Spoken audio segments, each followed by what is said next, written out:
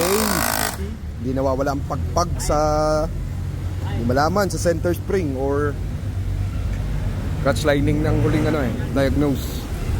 Clutch lining, matigas kasi JBT. Pero stock yan ng mga bell. Tsaka yung housing. Yan, testing natin yung pang-click 125. Sana pumalag.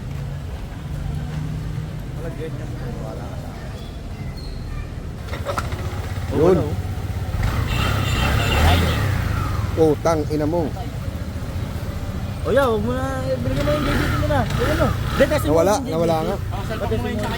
Sa akin naman ngayon maingay. Hindi yan. Sumakto, pang-click ko, 125. Nawala yung talaga. Tigas kasi niyan no? Mahal. JBT, tigas. Nagpalit ng bearing, dalawa. Wala din. JBT pa more. Wala silbi. JBT pa more. Wala silbi JBT mo. Matigas. Matigas ang muka. Nagpapaingay pala sa ilan.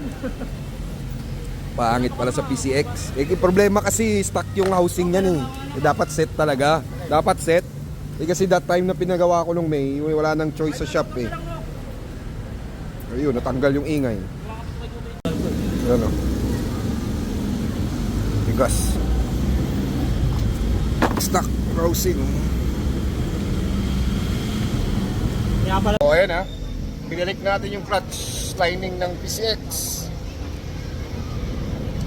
Kanina yung sa click 125 good. So ngayon, okay din. Na-test drive na natin. Wala na yung parang kalampag. JBT pa lang may sala. Palit ng torque drive bearing. Wala na yung parang kalampag. Kasi masyadong matigas. Ilang buwan din ininda. Masyadong matigas to.